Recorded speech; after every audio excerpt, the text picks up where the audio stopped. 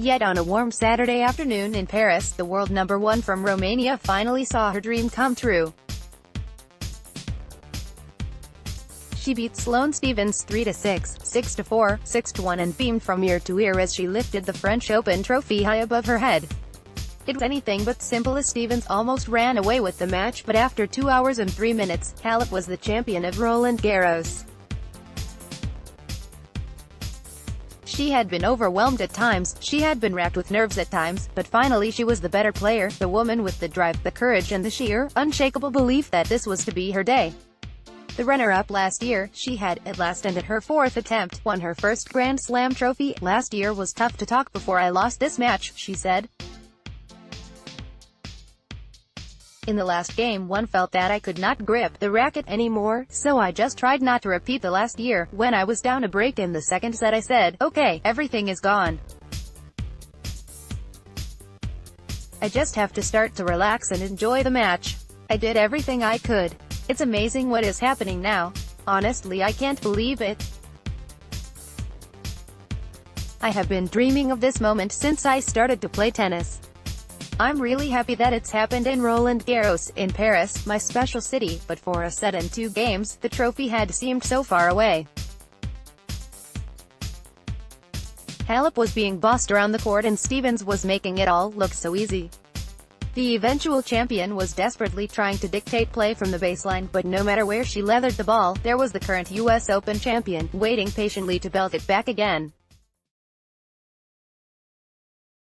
And the harder Halep tried, the worse it seemed to get. The world number one were running herself ragged to try and find that square inch of ground to land the winner, but Stephens was gliding around the court as if on casters. And those casters were rolling close to the baseline tape. Halep was doing all the hard work several feet behind it. At times, she appeared to be playing the final from the neighboring arrondissement. The opening exchanges were like watching one of those old cartoons of the heavyweight boxer holding the lightweight at bay by resting his huge hand on his rival's head. Halep was punching at thin air while Stephens only had to pick her moment, lean forward and pull off the knockout punch. After 17 minutes, she had her first breakpoint. After 21 minutes, she was 4-1 ahead. Such a swift and emphatic lead seemed to relax Halep. This was her third crack at winning the French Open, and after the heartbreak of last year when she had a point for a set and 4-0 lead against Elena Ostapenko before losing, the nerves finally left her. Slowly but surely she hauled the pendulum back to her side of the court.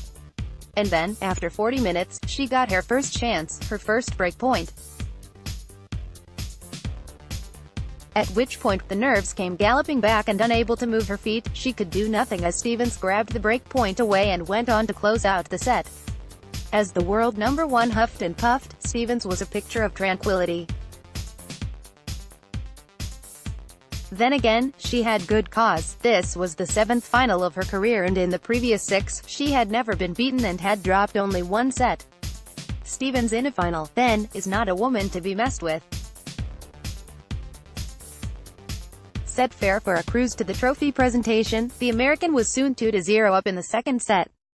That was when 2 totally unexpected things happened. Halep threw caution to the wind and stepped forward to attack while Stephens became passive. It was a killer combo for the Romanian. 4 games went Halep's way until then. Leading 4-2, she threw in a sloppy game and handed the advantage back to Stephens. The world number one knew that her only hope was stick to her guns and see what happened. She was playing more off the front foot, that is true, but she was also doing exactly what she had done in the first set, refusing to let a ball past her if she could possibly help it. By the stage, that serene air of confidence had long since ebbed from Stephens, and as the air count rose, so Halep, solid, dependable and now no longer fraught Halep, moved into the overall lead for the first time.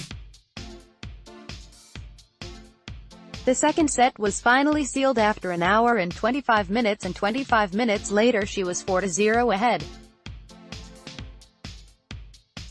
Halep was relentless, she was pinpoint accurate, and she was winning her first Grand Slam title as a true world number one should. She had waited long enough.